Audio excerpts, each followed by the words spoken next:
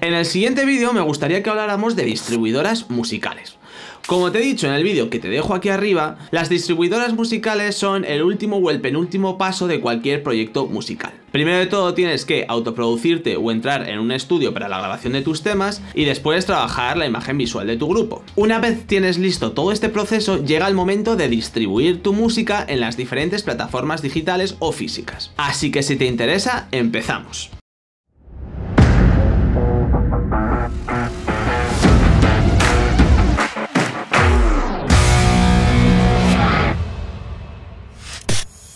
Entendemos la distribución musical como llevar la música que has compuesto a todo el mundo. Para que te hagas una idea, existen dos tipos de distribuciones: la distribución física o la distribución digital.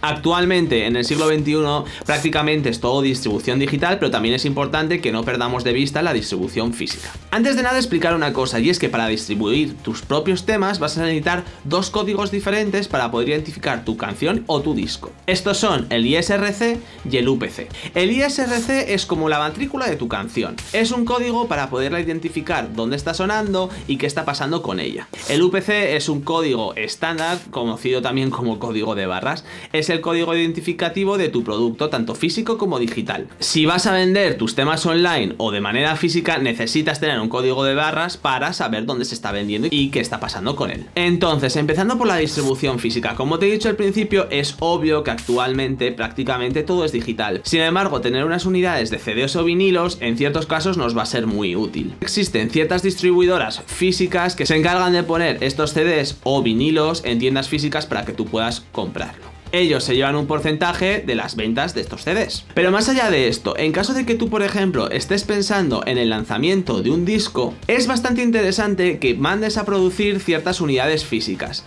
Sobre todo porque estos CDs los vas a poder utilizar desde el punto de vista de promoción, mandándolos a radios, mandándolos a televisiones para llamar la atención, y además también puedes venderlos en los conciertos que des para tus fans. Y es por ello que, aunque hoy en día casi todo sea digital, no hay que despreciar los formatos físicos. Hay muchas radios, periódicos o artistas que valoran muchísimo que el artista invierta parte de su tiempo en mandarles un disco físico para que ellos los puedan escuchar. Igual después ni lo abren, igual después ven el grupo, van a las plataformas digitales y ahí lo ven. Pero aún así, si has trabajado un bonito packaging, has trabajado una bonita imagen, puede hacer que tu proyecto parezca muchísimo más serio y así llamar la atención de las radios, de las revistas, para que te puedan colocar para escucharte. Yo lo que te recomiendo sobre todo es que no te vuelvas loco y no hagas una tirada de 2000 discos que van a llenar una habitación de tu casa, pero que sí, que igual puedes hacer 100, 200 discos para poderlos mandar a revistas, mandarlos a diferentes sitios, porque va a darle empaque a tu proyecto musical. Por otro lado, entramos en la parte de las distribuidoras digitales. Y aquí existen miles y miles de compañías que lo que se encargan es de poner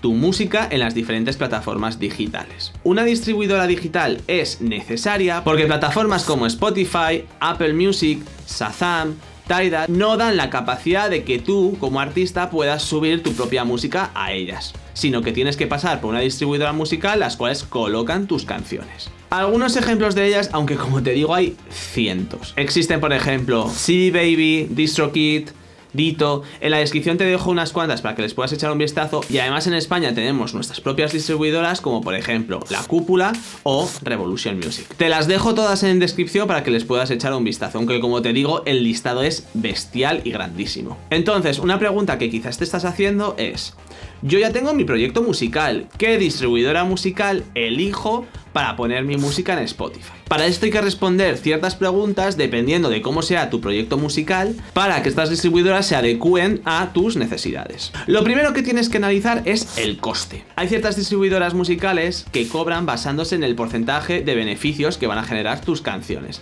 Este puede variar entre un 7 y un 15%.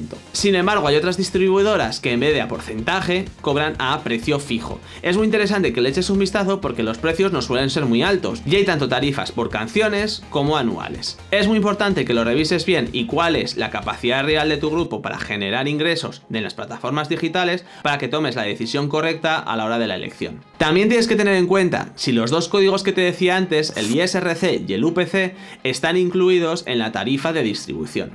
Porque hay ciertas distribuidoras que no lo incluyen y después tienes que añadirlo a tu coste fijo que tienes que pagar, así que tenlo en cuenta. Otro punto que tienes que tener en cuenta es cómo vas a cobrar las regalías que estás generando gracias a la distribución digital. Tienes que hacerte dos preguntas principales, que son ¿cuántos días después de la generación vas a cobrar este dinero? A veces suelen ser 2-3 meses desde el momento en que estás generando el dinero. Y el segundo punto es chequear si existe alguna clase de umbral mínimo para recoger tus regalías. Hay ciertas distribuidoras que, por ejemplo, si no has generado 50 euros en todas tus reproducciones, no te van a dar el dinero, no te van a permitir sacar el dinero. Entonces, dependiendo del tamaño que tengas, tienes que chequearlo porque puede ser importante. Por otro lado, también es importante que revises con qué plataformas streaming suelen trabajar estas distribuidoras. Normalmente ya te digo que casi todas trabajan pues con Spotify, con Apple Music, con Shazam, con las principales plataformas, pero aún así es importante que le eches un vistazo para estar seguro. Por otro lado, también es importante el tema del soporte. Imagínate que tienes cualquier clase de problema.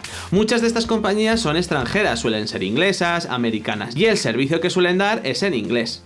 Depende de si tú hablas inglés o no hablas inglés, esto puede ser bastante importante a la hora de la elección. Y ya para terminar, en caso de que elijas una tarifa anual, ¿qué pasa si al año siguiente decides dejar de pagar? ¿Se van a quitar mis canciones online? ¿O voy a dejar de cobrar las regalías? ¿O qué pasa con mis canciones? Porque lo que puede pasar es que si esto no lo tienes en cuenta, al final y al cabo, para poder seguir cobrando tus regalías, tengas que estar unido a una distribuidora musical durante muchísimo tiempo, simplemente por este punto. Estos son los 4 puntos diferentes que creo que tienes que tener en cuenta a la hora del análisis y de la elección de la distribución. Como te digo, hay muchísimas distribuidoras, así que te dejo en descripción un análisis hecho por Promoción Musical, donde hay una comparativa sobre las principales distribuidoras que existen y cuál te conviene más dependiendo del estado de tu proyecto musical. Cosas que tienes que tener en cuenta y recomendaciones que te puedo dar basadas en mi experiencia personal son dos principalmente. La primera es que tengas todo tu catálogo dentro de una misma distribuidora. Sé que hay sitios que te dicen que utilices diferentes distribuidoras para probar cuál es la que más se adecua a tus necesidades. Por mi experiencia, lo que he visto es que hay bastantes músicos que tienen sus catálogos divididos entre diferentes distribuidoras porque, por ejemplo, firmaron con 2 discográficas diferentes, y a la hora de manejar estos catálogos es un caos y es súper complicado porque tienes que estar hablando con el soporte de las diferentes distribuidoras y todo se vuelve muy lioso. Y también, y aunque parezca muy tonto, es que tengas muy claro cómo se escribe el nombre de tu grupo.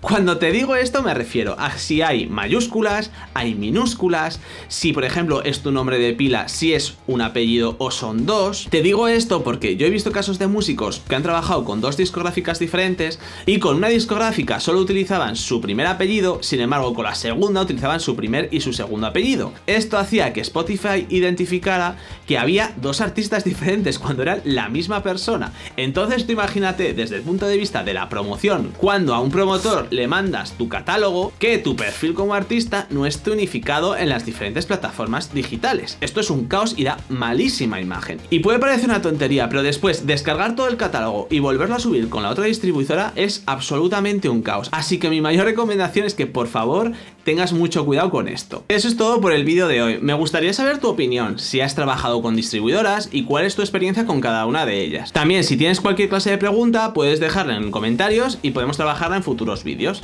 Así que nada, como siempre te digo, si te ha interesado, like, campanita y nos vemos en el siguiente vídeo.